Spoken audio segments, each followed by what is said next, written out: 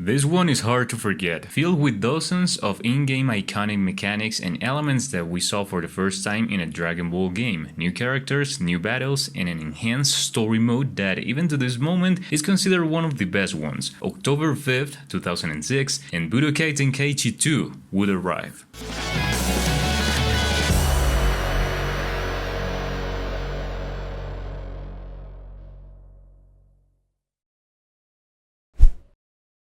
When you start remembering this game, honestly, what's the first thing that comes to your mind? It's story mode, right? And why does this happen? After comparing the numerous titles that Spike brought us, the developers of this game, I came to the conclusion that this game has been the only one inside the original trilogy that offered a detailed story and with faithful elements in from the manga, and not making it feel like combat sequences with any sense at all. They did their best in order to create a bigger experience on story mode. The chapter's presentation was still a slideshow, but this time the dialogues and actions were developed with much more simplicity, something that made us feel for a brief moment that we were reliving past events from the series or other video games. In addition to that, this mode counted with a small open world. It allows you to explore while you fly above the cities, and access some interest points or secondary missions before moving on to the next part of the chapter. Each time you completed a relevant battle from the story mode, you had to move manually to the next zone of the mission. If casually you decided to visit one of these alternate places, you can find improvement objects or even Dragon Balls. In general, these places are not what they seem the first time you visit them. It is a pre-rendered place, but one that you don't have that much of an access. The NPCs are simply there to give you a generic dialogue line and that's it. Even though at first sight this seemed to give you a lot of freedom, the exploration is pretty limited and it can be summarized by arriving, picking up the object, talk to any NPC and leaving. Oh, by the way, before moving on, the first time you enter the story mode, Goku is there to give you an introduction of how everything works here. However, this explanation pops up every time you enter the story mode. It can become a little annoying after hearing it for the third time. It can be an insignificant detail, but trust me, it's a dialogue that you end up learning by accident due to the amount of times you had to hear it.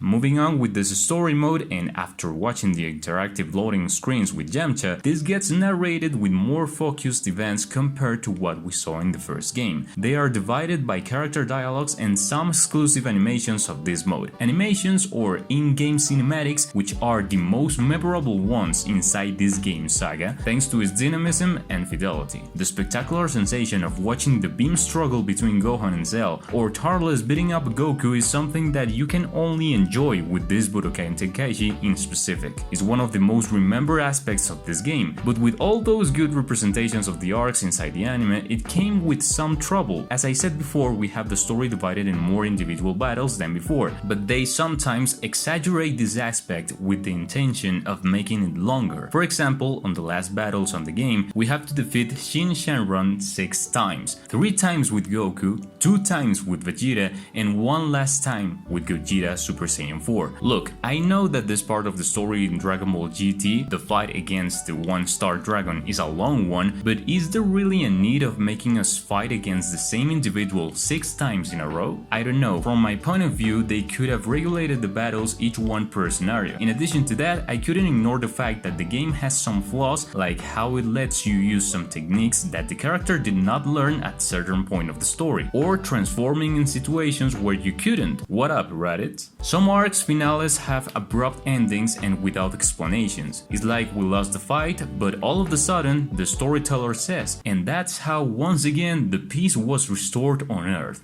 and we're like... If it wasn't because we all know what happened on the series, everything would be very confusing. I know it sounds like I'm throwing hate at this game, but my intention is all the opposite. It's a unique story mode, it implemented pretty good combat mechanics, the visuals and perspective from the gameplay improved considerably. That's true, and it is incredible what this game achieved in a PS2 back in 2006, a story mode that would remain inside everyone's memory.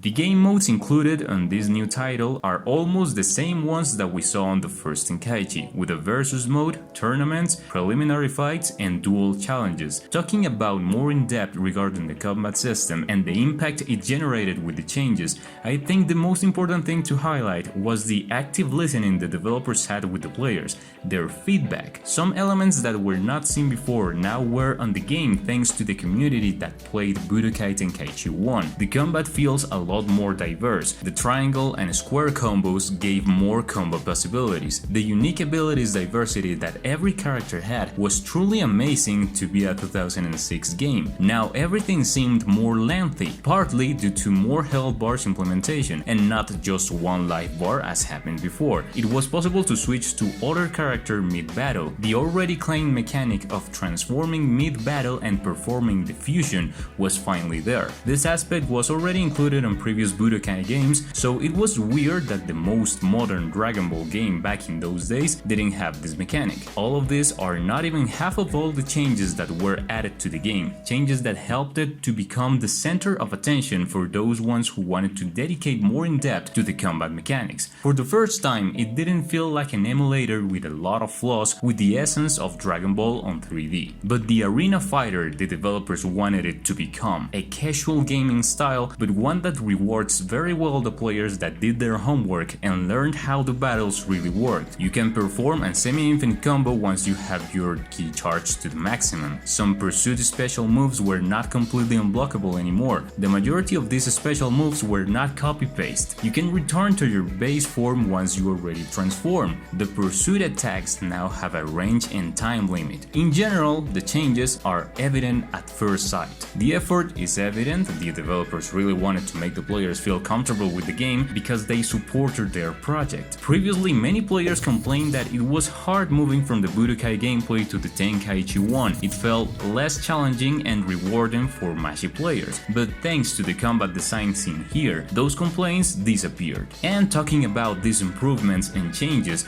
I would like to do an honorable mention to the Spirit Bomb mechanic.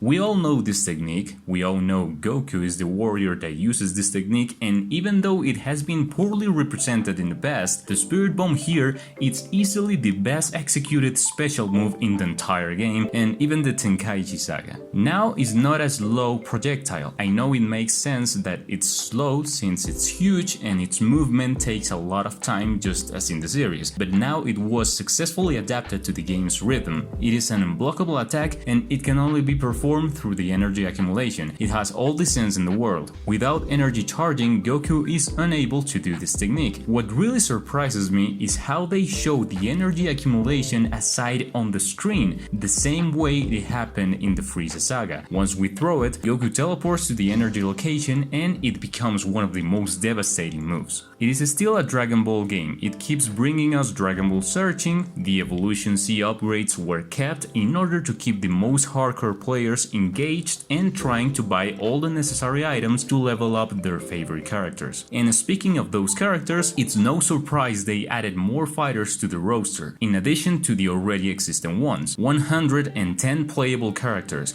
with new integrations from GT like Pan, Oob, and Omega Shenron, and some missing ones from the first game: Tapion, Pecan, Yajirobe, Kaioshin, Kui, Tarles, Garlic Jr., Senja, Android 13, Metal Cooler and also his base form, the Cooler Soldier, Slug, the first form of Bojack, the first form of Janemba, Hirudegarn and Grandpa Gohan. Without doubt, the increase was tremendous and they were not planning to stop there. The game would reach more and more people around the world. It was becoming a fighting game phenomenon and the case every single child wanted to own. But that could not prevent the developers or the players from what was about to happen on their next release, the third title from the Tenkaichi saga. Budokai Tenkaichi 3 will arrive on the next chapter.